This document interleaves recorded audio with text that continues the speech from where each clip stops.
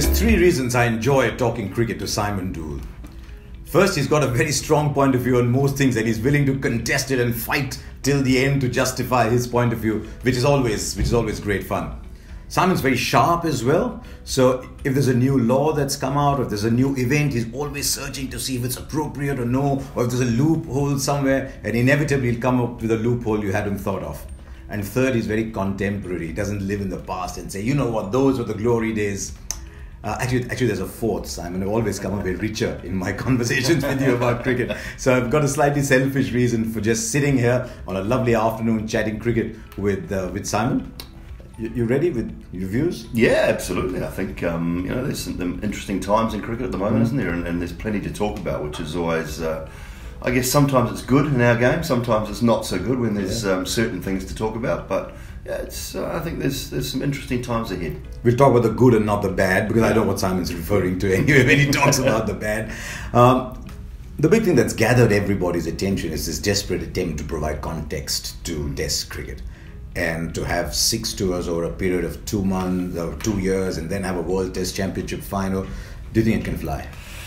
I think in theory it works. The actual fact that I believe that every side needs to play 3 Test series against every other side. So what happens there is the Ashes just ruin that, don't they? Because the boards like the money that the Ashes make, particularly in England with sold out Test matches time and time again. In Australia, not quite to the same extent, but a Boxing Day Ashes Test is enormous. So I would prefer to see 3 at home and 3 away over the space of 3.5 years, with all of the top teams, all of the Test playing nations, and then culminating in a final with the top 2 teams on points after that. And then at least it's fair. You get to play at home, you get to play away against those same teams. Now, there's only 2 obvious issues with that. One is India won't play Pakistan, and therefore Pakistan won't play India. Yeah. And the second is everybody's talking about the whole, saying what a good idea it is, but they don't want to reduce their own elements in it. That's the problem. So India will want to play a certain number of tests against the more box office teams. Yes. England, Australia will always want it to be 5 tests. Bangladesh will get a game in somewhere. So. And that's the issue. So I don't know how they're going to interpret the points. You know, a Bangladesh at home worth more, a Bangladesh away worth less because they're a lower ranked team. That's the little idiosyncrasies that are going to be the problem. Trying to make Test match cricket relevant is fine, but I just feel that unless it's an even contest across the board and everybody's playing the same amount of games, home and away, I'm not sure it's going to work. There's a deeper issue though, which is things change with the passage of time. And we've all in our lifetime seen, and I wish I could say we're the same age, but we've all seen with the passage of time the things we held dear have become irrelevant by the march of technology, through changing preferences, just newer generations saying, you know what, uncle, I didn't like what you liked. Yes.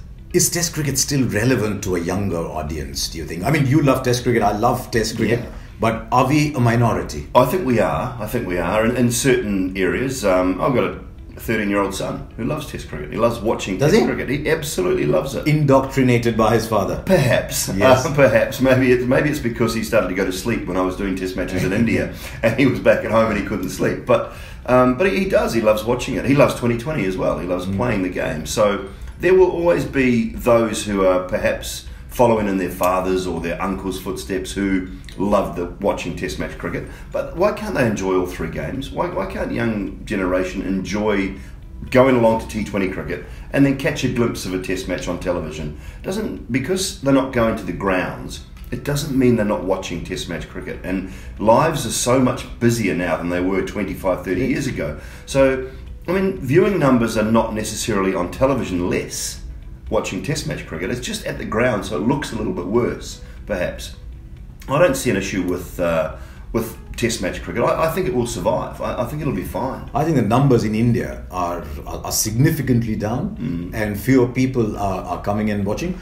More interestingly, I wonder if enough people are watching, or if they're merely following the game to score. So they know exactly what Williamson has done there, they know what Smith is doing, what Warner's doing, what Kohli and Pujara are doing, but I'm not sure they're actually watching. Well, are they just getting it like we're doing this? On their mobile device? Yes. Is that how they're just getting their updates? They're going along via Twitter, via like I do Facebook. with football. Exactly, and I do the same with football, I do the same with American sports.